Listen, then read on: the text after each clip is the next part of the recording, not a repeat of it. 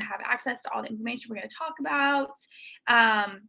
And that way, if anyone jumps in, I can always direct them back to the recording in a little bit. But for those of you that are here, thank you so much for coming to our first workshop of the spring semester. We're very excited that you're logging in with us. And we have some awesome people here to tell you about Blackboard and how it's not scary, and we're here to help you with it. So I'm going to go ahead and let them take it away.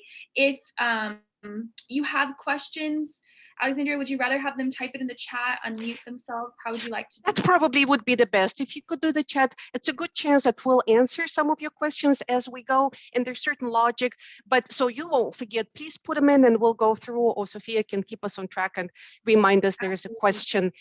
And we have the whole time, we'll go back and we reiterate, ask us for any clarifications or anything that you need, because I understand going back to schools and sometimes it could be challenging, especially you don't want extra technology challenges that might be in the way. So let me go ahead and share my presentation.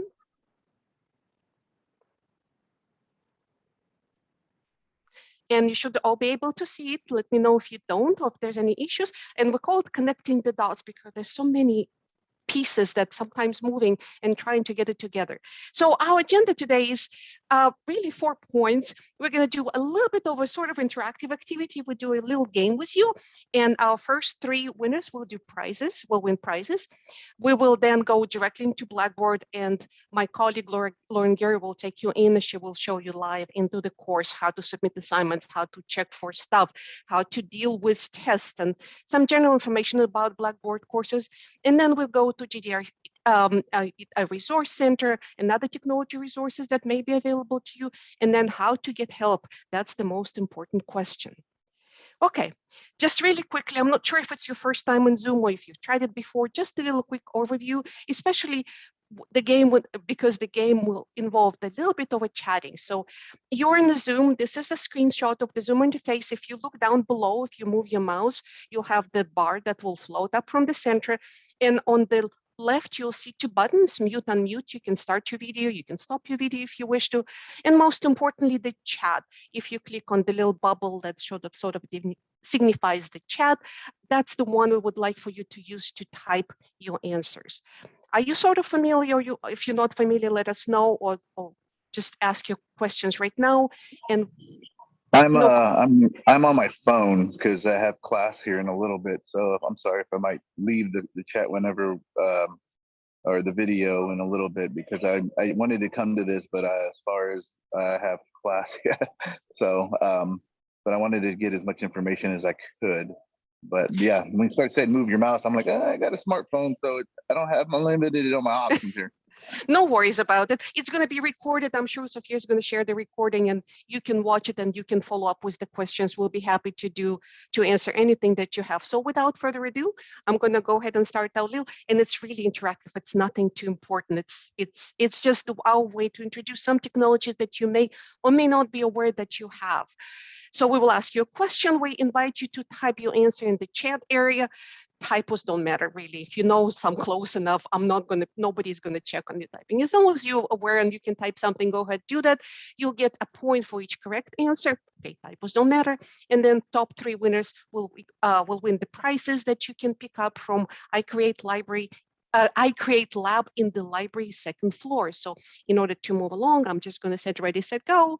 And here we go. Our first question is, this 2-factor authentication is required for all current students, faculty, and staff when using Island ID accounts. Verifying your identity using a 2-factor authentication adds an extra layer of protection to your account. This 2-factor authentication prevents others from logging into your account even if they know your password. Now, if you know the answer, go to the chat area down the bottom and type really quickly if you know what it is. And I don't see interactions, but somebody give me heads up. Everybody's saying duo, which is correct. Okay, all right, that's exactly right. That's duo, and I'm sure you all experience that. Sometimes annoying, but I promise you, it is very, very necessary. We're constantly under attack. So duo authentication is required anytime you're going into Island ID. And Lauren and Andre, you're keeping track, right, of the top 3 people? Okay, so we can get our events. Perfect. All right, so you would need to do every time you access Island account so that you have your password and the proof that that's you, that you are on any device that you have. All right, second one. Our second question. This is an authentication method that allows users to sign in using one set of credentials to multiple independent software systems. Using this method means a user doesn't have to sign in into every application they use. With this method, users can access all needed application without being required to authenticate using different credentials. In other words, you don't have remainder 10,000 passwords, only one. So what is this one set of credentials called?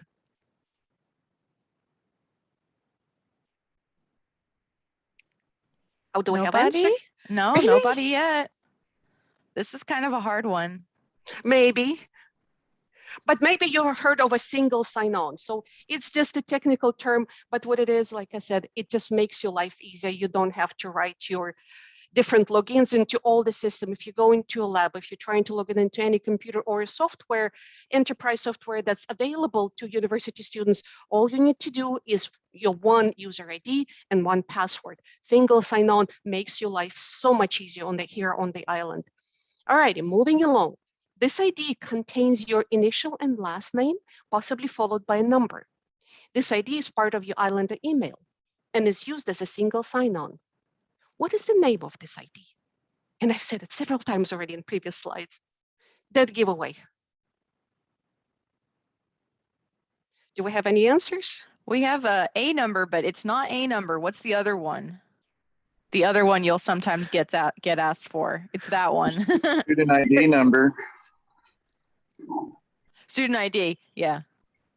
Also known as my Islander ID. as your island ID. Your island ID is your username. It's the same thing. Moreover, your island ID serves as the intro to your Islander email. Your Islander or student email start with my island ID, possibly followed by a number at islander.mucc.edu. That's very convenient.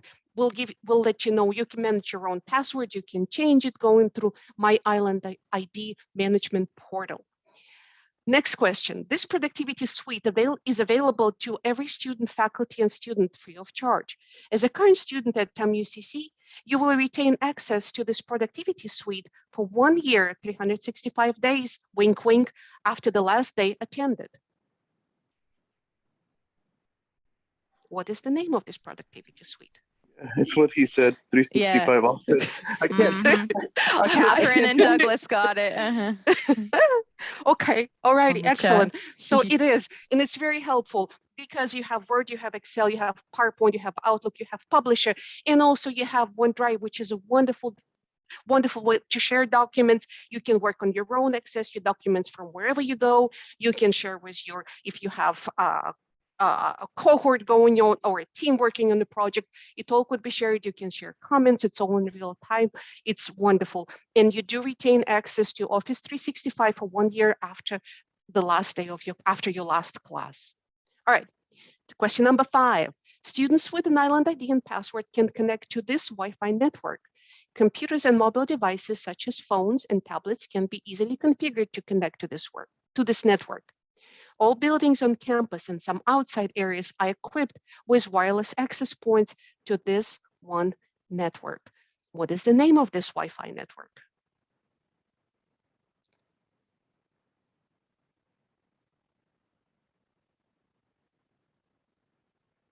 Any good answers?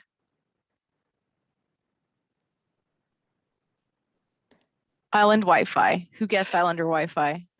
Catherine That's did. what I was saying. Island Wi-Fi or Islander online. Islander student. Yeah, Islander student. Yeah, Islander is the student. one. Don't try the others. Islander admin is for staff. Islander students is for you. Don't try Islander guest because it's very limited. It's only 5 days and you have to fill out the form. So don't do that.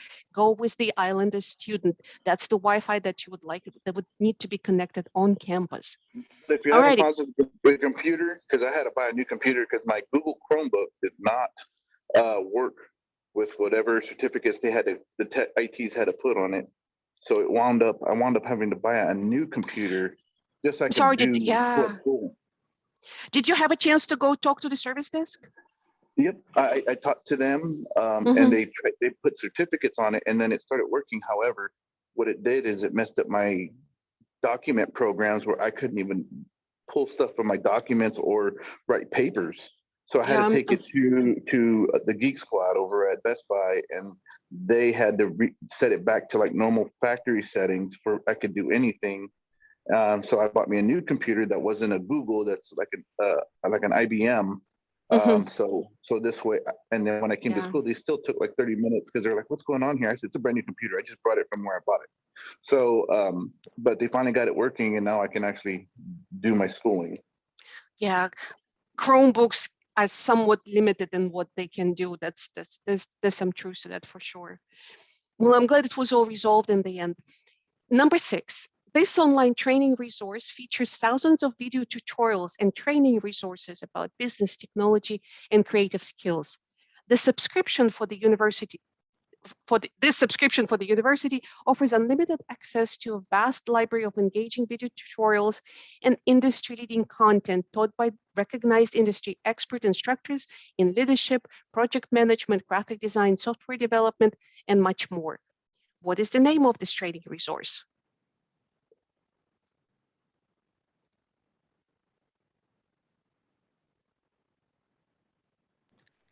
Do we have any good answers? I think we do. LinkedIn Learning from Yay, Douglas look at Stone. that. Perfect, perfect. Like, looks like you were ahead. Yes, as a university students, we do subscribe to the LinkedIn Learning instead of trying to Google and shifting, like, sifting through, finding out the best tutorial. Go to LinkedIn. It's, it's been evolved from lynda.com. All you need to do is basically log in, get your tutorials, and start learning. It's available in several languages. You have unlimited access. Learn from the experts and explore and demand skills based on interest. It's a very cool program. I think it might help you a lot in your studies. All right, question number 7. The software enables you to generate surveys and polls and get feedback using a variety of distribution means. Results can be viewed as reports and can be downloaded. The software allows you to share surveys and results with your colleagues using the collaboration feature. What is the name of the survey and polling software? And you need it as graduate students. You definitely will need it. How we doing, Lauren? We have guesses of SurveyMonkey and Wufoo, but neither of those are TAMU-CC technologies, so try again. And don't use those. It's a great, you're thinking in the right direction. And But it's we not have- Turbo, right? Say again? Turbo, it's not Turbo? No. No, not good. Oh, Sophia said it. Sophia says Qualtrics, which is Yay. correct. Yeah, TAMU-CC has Qualtrics, so don't pay for any of those other ones because you don't gotta. You don't need to. It's an excellent Mhm. software. It does a lot of calculation. It does visualizations. It's actually, they added some SPSS type features and formulas in it. Have access to it. You will need to select new user button for the first time you're accessing the system, but then you just continue using it. It's wonderful. It's actually, that's a very robust software that does wonders for graduate students. So, and you have free access. So please keep this in mind as you go on.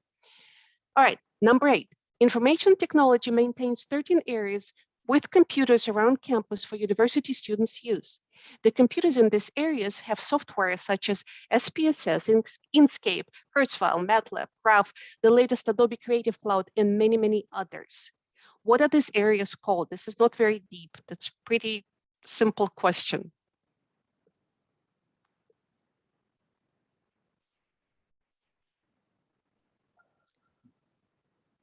Learning areas, university student learning areas.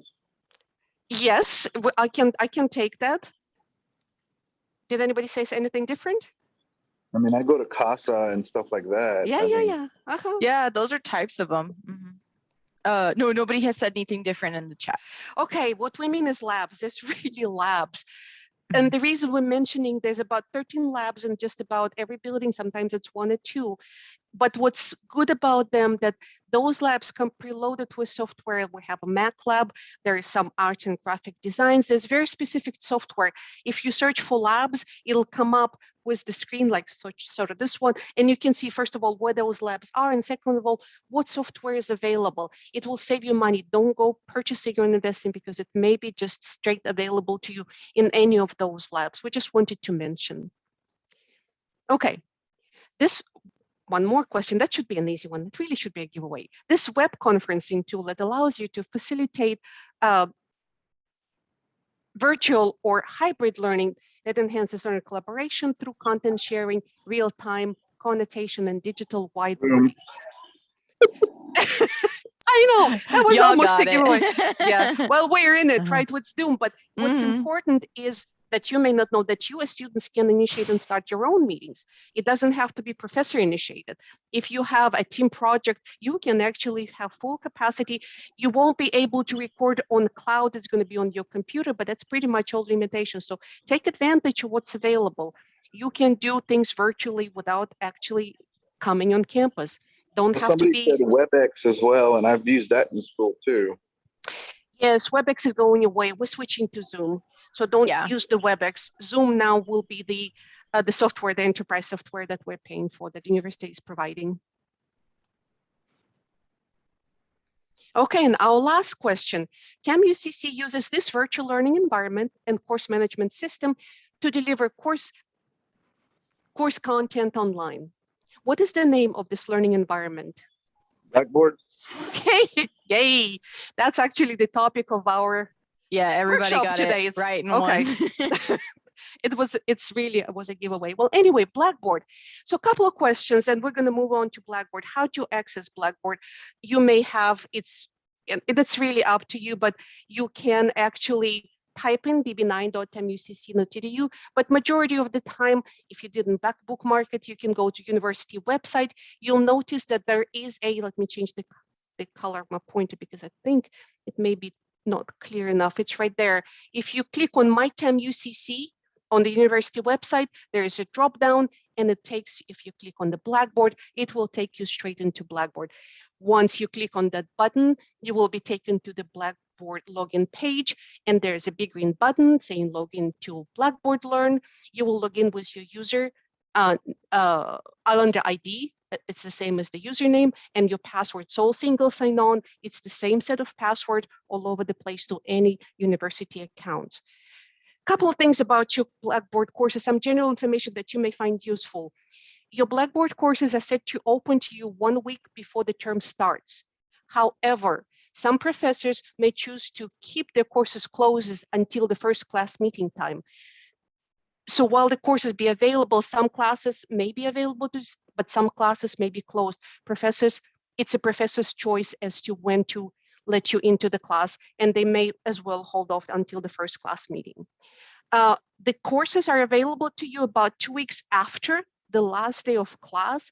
This is for just in case if professor allowed you some time to, for whatever reason, to submit and complete assignments. It has to be by professor's permission, of course, but you do have access to the classes after which they become unavailable to you.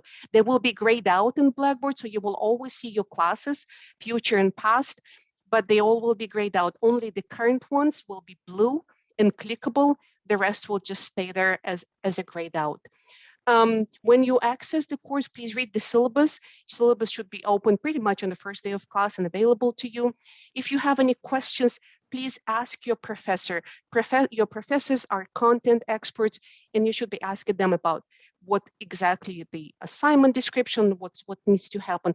But if there's technical support, if things are not working in your computer, or there's some strange things that are happening, we would ask you that you contact IT service desk, and we'll talk a little bit more about who contact you later. So at this point, what we're going to do is we're going to take a closer look at Blackboard, and I'm going to stop my share. And Lauren will go into Blackboard and show us around. Yes, indeed. Let me pull up my screen. Okay, actually, let me hold on. Okay, here we go. That's what I wanted. Okay. So hopefully you are seeing my screen and y'all can hear me all right. As Alexandra said, she showed you how to get into Blackboard. If you want to follow along, you can. If you prefer to listen and watch, do that.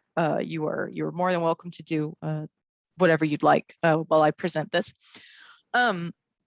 Whenever you log into Blackboard, this is the first page that you're going to see. This is what we refer to sometimes as the My Island Online page. This is sort of an older name that this has, but it just still hasn't been changed. And so that is still what you'll sometimes hear this Blackboard landing page referred to as. You could see it over here as well on the logo. When you look down the page, you'll see that there's some floating boxes here and there, and you may have different boxes than I do, and you may have different things in the boxes than I do. That's because these are modules and they show different things that are unique to each user in Blackboard. So for instance, I don't have any messages here in the My Messages module, but you may have messages in your Messages module. If somebody has been working with you on a project, or if you've been emailing, messaging back and forth with your professor, you will have obviously different courses than I do. I have all of these courses here. You'll have the courses you registered for. You'll have different announcements than I do because you're in different courses receiving different announcements than me, and so on and so forth. You will notice that you can actually drag these around. So see how I can kind of click that. I'm holding down my left mouse button and I am clicking and holding and dragging. And then when I let go, it'll swap places with something. I don't really want to swap it though, because I prefer this layout. And you can kind of customize this to how you want it to look. There is another feature of this page up here. You'll see your name. In this case, it's my name. But you will see this, sometimes a red number will appear here near the end of your name.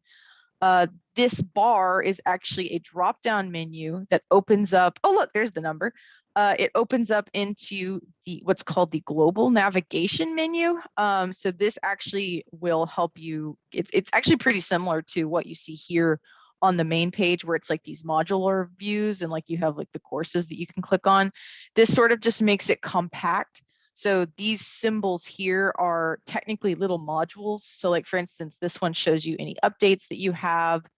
If you go to the updates, you could see like course announcements, system announcements, things like that. So I have this little one from a CNEP class here. And then here I might see that I have some grades that I need to look at. I may have posts that I haven't read yet, things like that, right? So where is my link? Okay, here we go. I need to get out. There we go. And so I can go here. Oh, sorry, that menu keeps collapsing. So that's what that global navigation menu does. Are there any questions on that before I go into a course? We're good. Okay. Okay, so I am going to go into this course here. Currently, I am an instructor here, so you guys will see something weird that you wouldn't normally see. You're going to see an orange bar running across my screen. Just ignore it. It's going to look like what you see normally on a computer, regardless of that orange bar. Okay, so this is my little practice course. I'm going to go into it. Okay, and so this is my practice course. This is the orange bar. Just pretend it's not there. So this is what you would normally see whenever you come into a Blackboard course. You'll notice right away the black menu or the course navigation menu. As you scroll through it, you have lots and lots of options. As you look at that, these options are all of the different content areas in the course, and they can sometimes be different from course to course. Some people like to add other than course content, they may have an area like for tests, they may have an area for assignments, things of that nature.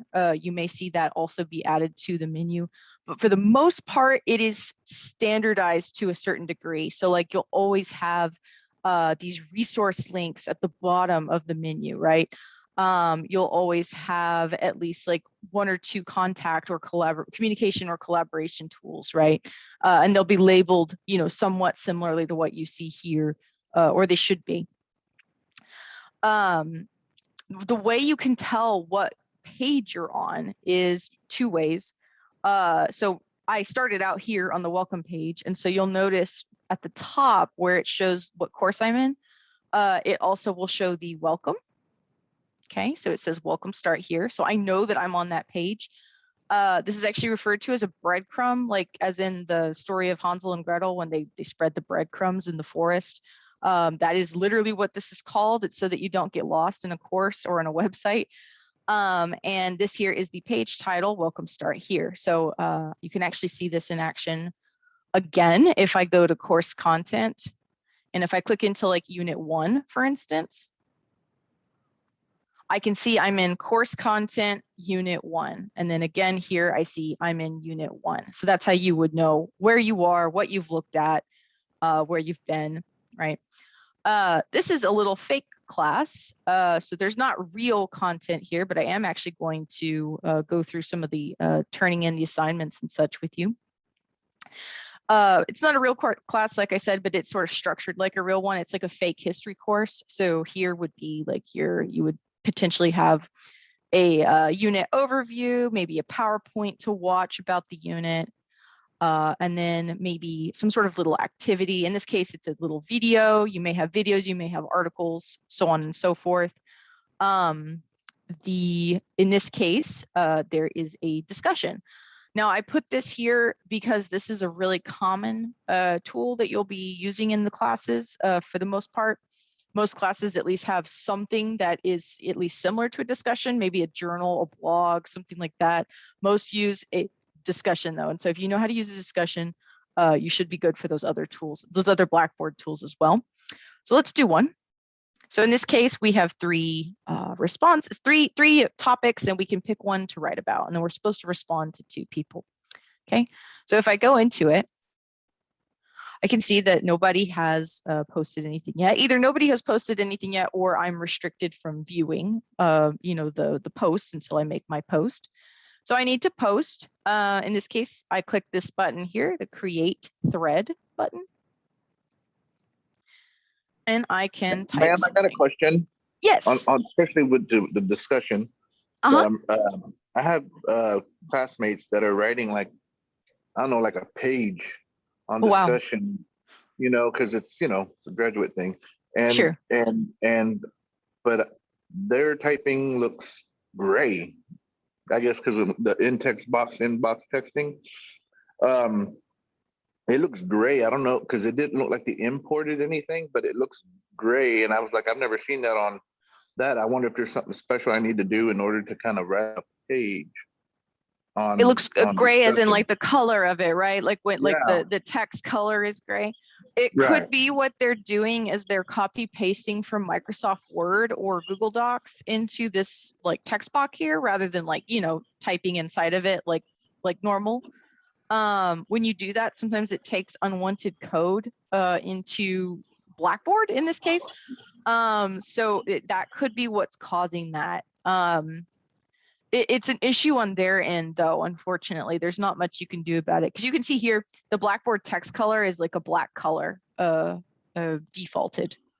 It's I mean, I guess it's good. I mean, because we have to cite, APA, but I don't think y'all have a cite tool on this. Do y'all?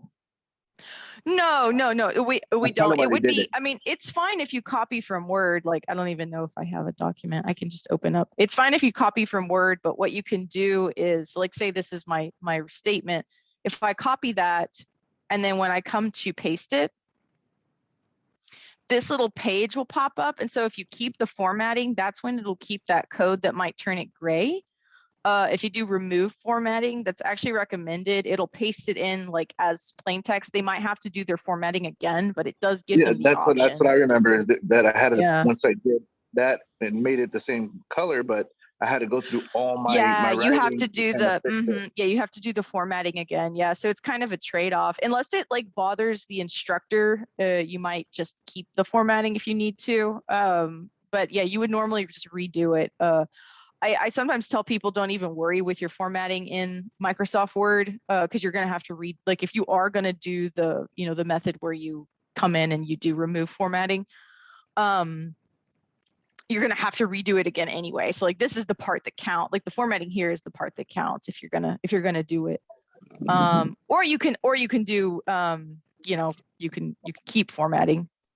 Where is I it? guess I Keep guess what we formatting. worry about maybe when we're doing that is, for some reason, you know, they, in my undergrad, they would always say, do it in a Word document, save it just in case, because you're doing it in a text box and something could happen, computer could die or whatever, and then you lose the whole thing. So could we just change the color of the text if it comes out gray like That that? could work. You might have problems with it, but it could Well, work. it also makes the background of the paper look grayish. Oh, not yeah. only does Yeah, it- yeah, and oh gosh, it's so annoying, y'all, because it's You're right. actually like the code. Like if you really wanted to fix it, you do have to go into like see this little one here. It's like the coding. Mhm. Okay. Yeah, and so that's why yeah, I like to do remove formatting, because then it's just clean, and then I can clean it up or reformat it if I need to.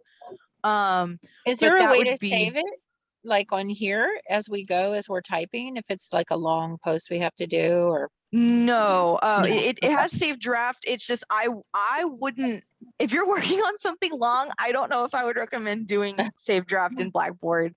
Okay. Wouldn't I it would just be do easier it in. to download it and make it a link? This way, when they do that, they can open up your link and then read your paper and then just do their discussion or their responses based on that. You could, if that was acceptable by the instructor. I'm not Okay. sure how to answer that one. That one would be like a question, because you're right. If you posted like, you know, you have file. what's it called? Like the wow, where is it? Like the OneDrive link, like the or even like the even just like putting the file in like via the attachment.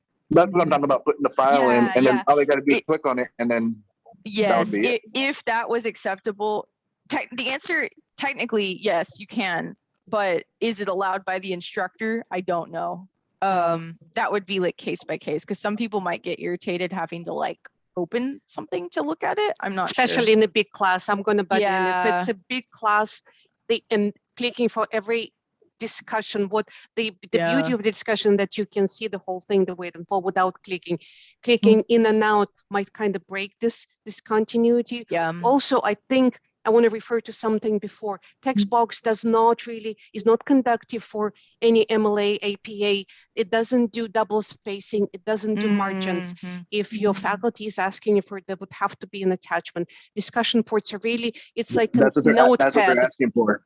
Not in Right. the discussion. So it's not possible to do the discussion as a format that you can kind of mimic it. If you do your citation under your post, you can kind of maybe, you know, tap through or just push it a little bit over. But technically speaking, you're not going to be able to do the hanging indent. You're not going to be able to do the margins around, not in a discussion board. It's yeah. I've actually seen some students in some classes, the compromises is that they'll post like their post here, citations and all, but it'll be, you know, as formatted as it can possibly be with Blackboard, which is not perfect, you know. And then they will attach like the perfect one via the attachments. That way, like you can kind of quickly read it, but then look at the formatting if you need to. Again, that's a question for your instructor for sure. But Alexandra is right. There are certain things that you can't really do as well or at all in this this text editor here. Does that answer your question? Yes, ma'am. Okay. Thank you very awesome. much. Okay, cool. Okay, so I'm gonna post something. So there's my blah blah, right? Let's pretend it's a beautiful post, right? When I submit it, oops, I forgot to put a subject. My initial post. Okay. So once I post that into the, you know, I'll be able to see it here, right? So this is my post.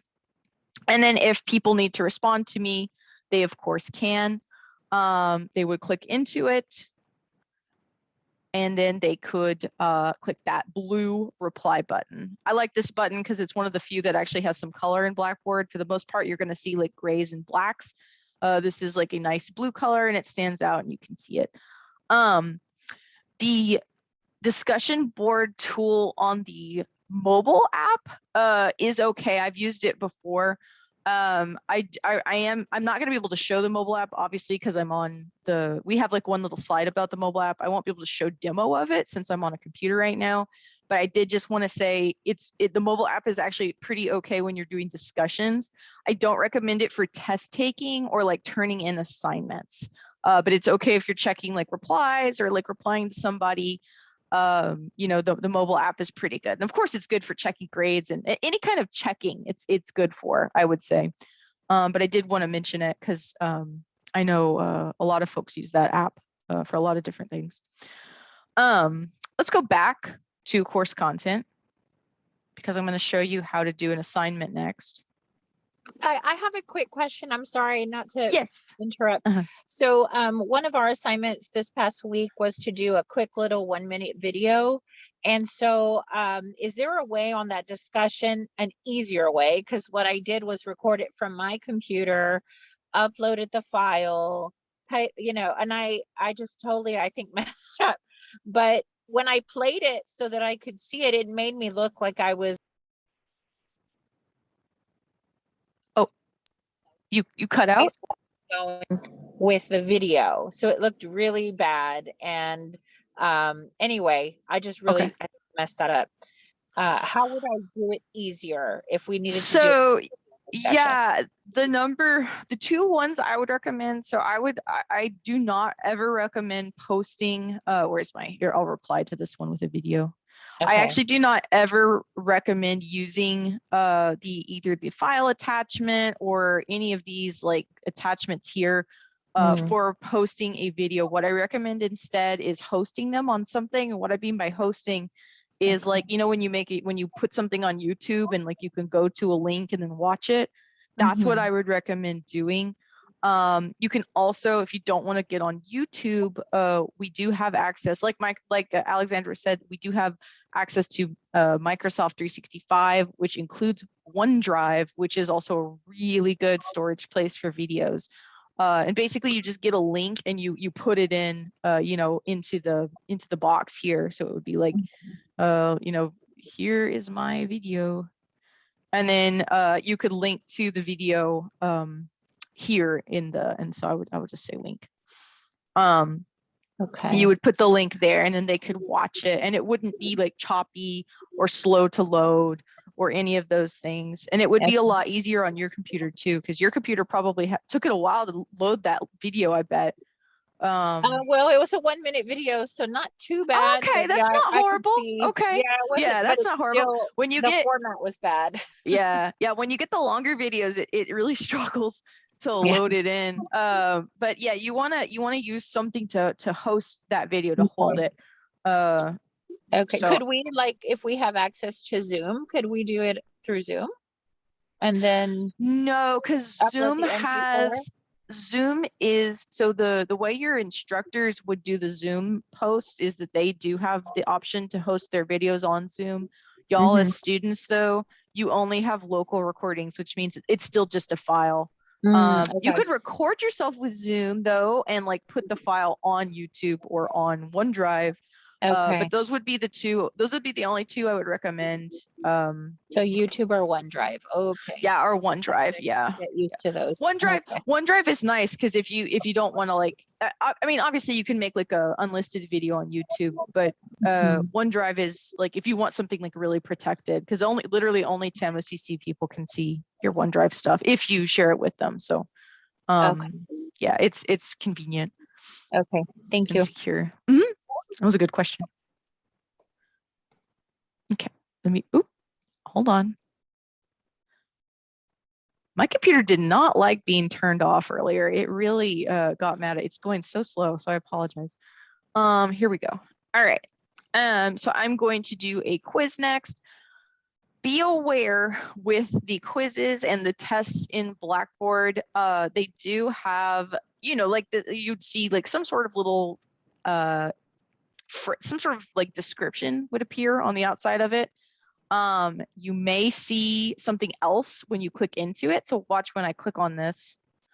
You actually will see new information that you didn't see previously, like on the description that you saw in the folder. So in this case, it reveals to us that this is a timed test. The test has a setting that will submit automatically when the time expires. And there is a forced completion turned on for this test. Or sorry, not turned on. So this one actually can be saved and resumed. But the timer will continue to run if you leave the test. So it tells you these things. Be aware of these things. These will not always be the settings on every test. You may have other settings, different, you may have these same settings, combinations of them. And once you, in this case, because it's a timer test, once I clicked begin, I really would just have 1 hour to take this test. So it's not something that I should do if I wasn't ready to take it, right? Sometimes you will also see the due date, or you will see, maybe something else that your instructor has written for you and like wants you to see. You'll see more instructions, but in this case, this is what we see here. And when I begin this test, I do actually see the countdown going. So just be aware that that does sort of float on the page. So if you're doing a test that's like really long, like let's say in this case, this is like three questions and it's on different pages. But let's say that I had 100-question test or quiz that I was taking. I would need to check that timer to make sure that I wasn't going to go over time, every once in a while. When you built your, when you start filling out these tests, make sure that you see the button get bubbled. So in this case, I'm going to pick answer A. And make sure that you see this little over here by the point value, it'll say saved.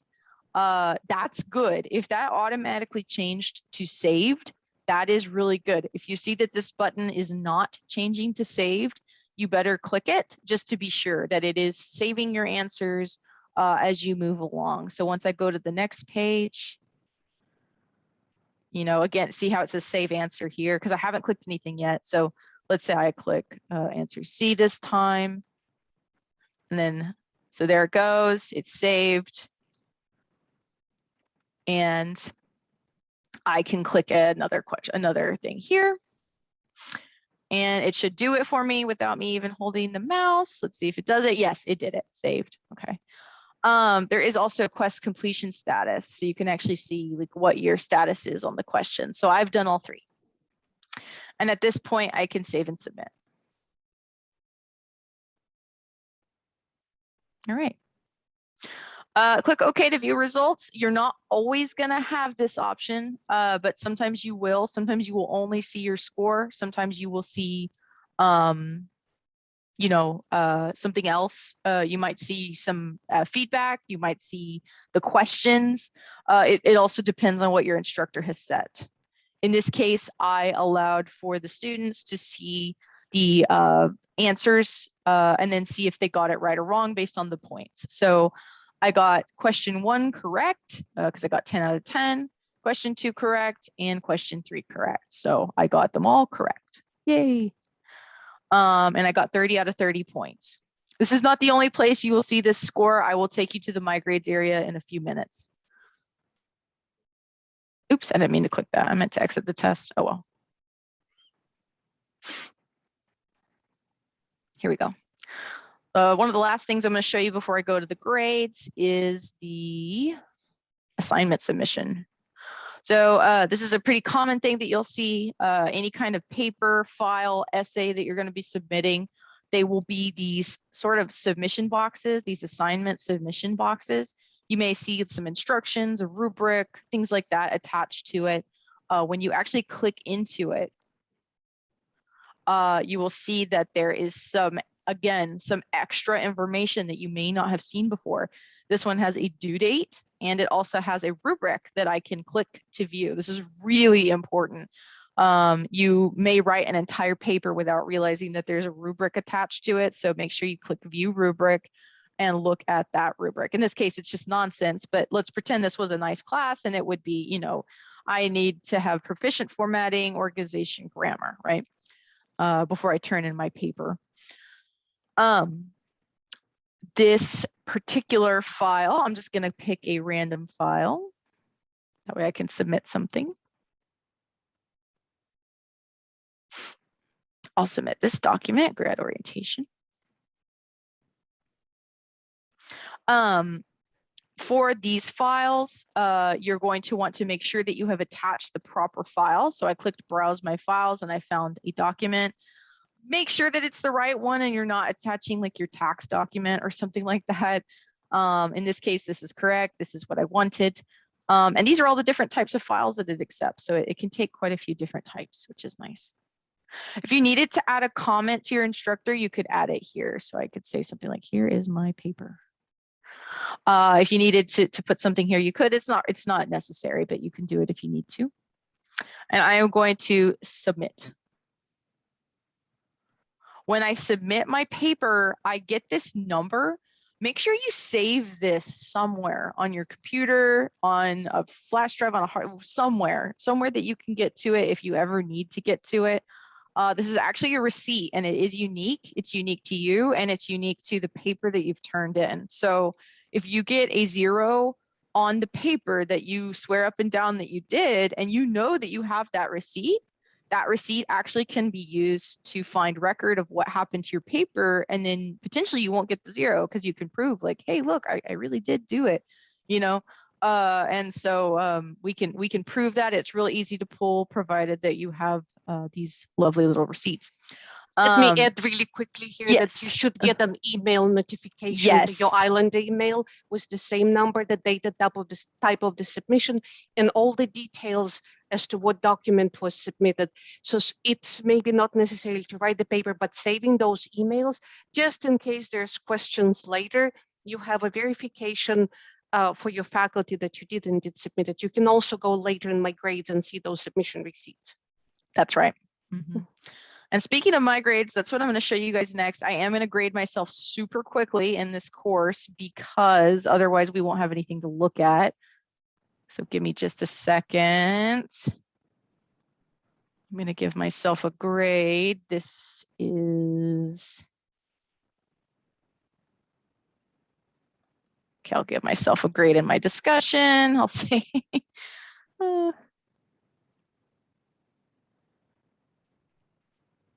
this way we have something to look at.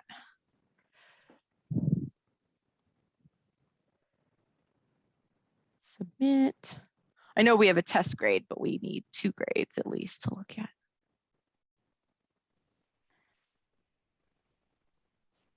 And here's my essay. I'm going to grade this real quick, give myself a grade. I'm going to say I did bad on the essay. I only got a 5 out of 9.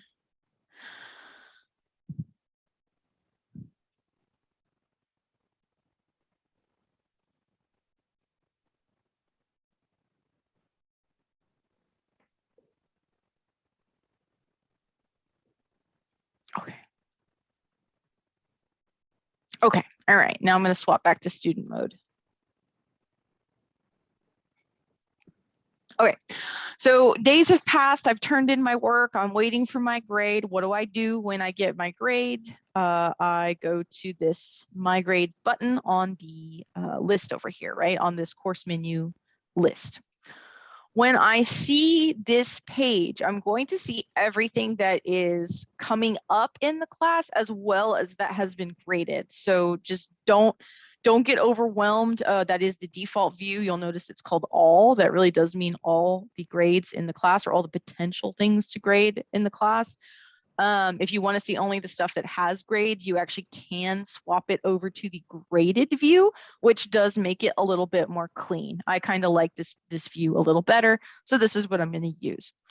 Like I said, we got 3 grades. We know already that we got 30% or 30 points on the quiz because that was a graded right away thing. Both the essay and the discussion were written, and so it took our instructor a while to grade them. Right, and so the day has come. I'm checking my grades. I see my grade for the submission that I did, and it's only a 5 out of 9. Now this is seemingly all I can see, but you'll notice that there is a little speech bubble, like a comic book speech bubble. You'll see it here too on the discussion. This means that there is some sort of feedback that has been provided to me. So what you're going to do is you're going to actually click that little bubble and you'll see some feedback, right? And you'd think, oh, okay, that must be all of it. But there actually can be more feedback. There actually could be more feedback on this paper. And the way you go see that is you do actually come to the rubric, because it says, I don't know if you saw it, it says view rubric, right? So when you click on view rubric, that actually takes you into the rubric if there was one for that assignment, and I can see even more detailed feedback. You know, I can see, oh, okay, they didn't think my formatting was great, my organization needs work, and my grammar needs work too. And I can look at that. You may also be able to see the submission itself. In this case, I can, because it's loading in slowly. Yeah, there it is. This is, I clicked on the name of it, and now I see even more feedback. So I can see, you know, this paper here, I might see some markup on the paper. Don't ignore that stuff, because that actually is, you know, the feedback that you're getting from your instructor. In this case, there was a safe assign on it too, which is like a plagiarism checker. And I can actually also see that here. So there's lots of information that you could be missing out on if you're only looking at from the My Grades page, you know, just this or just the speech bubble. Same thing for the discussions. You can go look at your actual posts. You might see some peers that have responded to you and given you feedback. Although it won't be on your grade, you know, their feedback won't be on your grade, but you can go see like what they're saying, you could see what your instructor's saying potentially. That is how you navigate these little buttons and bubbles and things like that. I know we're almost out of time. Sorry, I have hiccups. I know we're almost out of time.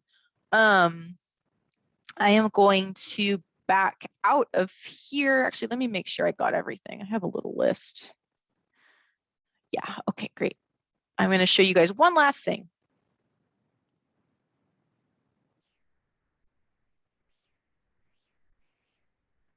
Here it is. Okay, so, oh no, I do need to go back out. I need to go back out to, oh, my Zoom window is causing chaos. All right, here we go. Okay, I'm back out on the landing page, the My Island Online page for Blackboard, and these are loading so slow. Okay, here we go. The course that I want to show you guys that you all will have access to is the GDRC Graduate Digital Resource Center. It will be on your My Courses list. Please take a look at that. There's so much information in there, both about Blackboard and about all of the technologies that Alexandra talked about at the beginning of this. So I wanted to really point this out. The two things I wanted to point out was the originality check. This is new. We actually have put a Turnitin similarity checker into this course for you guys to use as many times as you need for free. So if you need to run your papers against a plagiarism checker and you don't want to get dinged on it in your class, this is the place to go. It's here under originality check. And then if you scroll down the page, Turnitin assignment. So that's a really good resource. In addition to all these other cool resources on here. So please check those out. And I am going to stop sharing now, and I'm going to let Andrea start her section. Why, thank you. That was very informative. So all of this amazing work that you're doing on Blackboard, it is so important that you utilize either Chrome or Firefox, because that's where Blackboard works the best. Both Edge and Safari causes issues. So if you're running into something, first check if you are on Chrome or Firefox. You would just use Chrome and Firefox. Okay, next slide. Oh, the Blackboard is gone mobile. So go ahead and download it. I love the feature. It was already talked about earlier. You get to see everything. I specifically used it for notifications when things, I love notifications, things are binging, announcements, because I'm not always sitting down or have my tablet in my hand. I always have my phone. So it's a great resource. Use it, utilize it, because you're gonna love it, I promise. Next slide. So for Get Help, There is so much to be said about getting help. I do want to focus on a couple of things because there is a huge transition from being an undergrad to a graduate level, because your approach to your courses are different. Your role as a student is different. The culture about you is different, and your expectations of you as a graduate student is very different. So before I move any further, I would love to share just some golden nuggets really quickly. And that would be to look at your information before an assignment is given, because typically as undergrad students, we only look at the information when an assignment is handed to us. So a great tool to use is on your calendar. Make sure you block out some time that is specified just for graduate work. So just immerse yourself in the information. And if you don't have anything to look at in that block at that time, it leads me to my second point, which will be build your community. So network with your with faculty, you connect with your peers that's in the same program, and then even connect with people, professionals in the industry that's in the field already. So your instructor is a great resource, a great tool. So you can find mentors. So build your community. And the last little thing I want to talk about is identify the expectations for you as a graduate student, because it's very different from undergrad. So connect with your specific college, because there's sort of different expectation for you specifically. Okay, so use your instructors, the information, all that is located on the syllabus, but talk with them. They are people just like you. So really, really talk with your professors, okay? And then again, if you have any technical issues, any technical questions, such as logging in, assessing your software, please call or reach out to IT desk services at www.tamu.edu, information technology. Next slide, please. And when you when you go into the website, you will see this page. And so click right there where it says get help, and it will take you to the page, and you'll scroll down, get a ticket, and we're there. Have you guys, are we clear? I'm like, do I need to walk through those steps, or we got it? I'll take it as that we have it. And that is all I have for you. I will hand it back over to the amazing Alexandra. Well, thank you. That's a great handoff, and hopefully we stayed on time. We're going to go ahead and give the prizes to everybody who attended today. So we'll send a confirmation email. We'll talk with Sophia, but I believe we have your names, except for somebody who was a Zoom user on the phone. I know, and he jumped off. I didn't catch his name. I actually have him for class. Let me see. Great.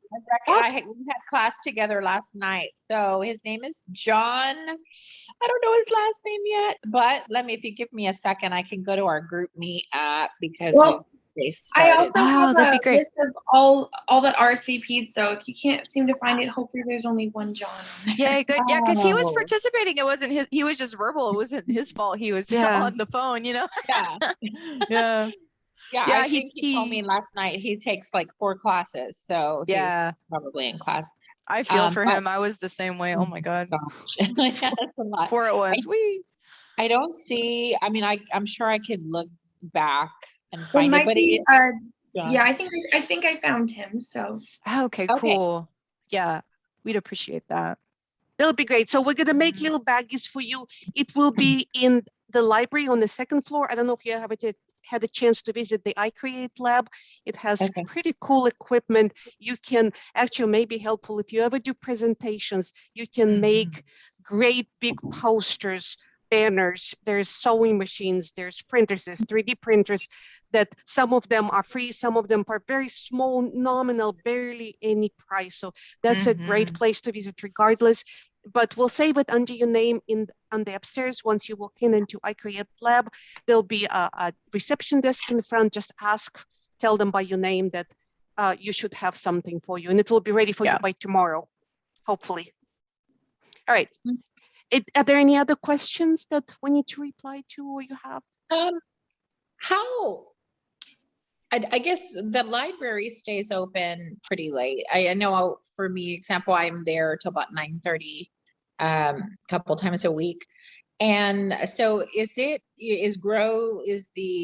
actual grow area open for the graduates, or do we have to make an appointment after hours? How does that work for Nope. So Grow is utilizing? open whenever the library is open.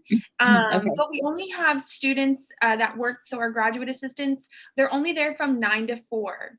Okay. So, but no, you can go in and swipe your student ID. That's how it knows you're a grad student, and you can go use this suite whenever the library is open. Okay. Okay. Got it. Thank you. Yeah, and I don't know if you've had a chance to check out our new space, but we're located on the first floor of the library now. So we moved spaces, we swapped with IT. I know that they moved back to Corpus Christi Hall, and we're downstairs just right past the elevators. Okay. I'll have to go check it out. Thank you. Yeah, absolutely. And I'm there most days. So Catherine, I'm the one that emailed out about the session. So if you ever need anything, feel free to reach out to me. Okay, I appreciate it. Thank you, Sophia. Sure, no problem. Hopefully I answered all of y'all's Blackboard questions. I'll be happy to stick around and show you any other things you need to see if you want to. Otherwise, I think we're okay. Thank you so much. This was a huge help. Wonderful. I appreciate y'all putting this on for us. Thank you. Thank you Yes. guys. Thank you for coming. you. Thank you for Mhm. taking the time and logging in. I know how it is. It's work and school. It's tough. Awesome. Well, yeah. Well, thank you to everyone that attended, and thank you to our presenters. I appreciate you taking the time to speak with us, and it was really great information. Even as a student, I've been a student for a long time now using Blackboard, and I feel like I learned some cool stuff. So Nice. thank you so much. I appreciate it. And if you have questions, don't hesitate to reach out to any of us. We're happy to help. Okay. Thank y'all. Awesome. Y'all have a good Thank night. y'all. All right. Thank you. Bye-bye. Bye. Bye, Bye-bye. y'all. Bye.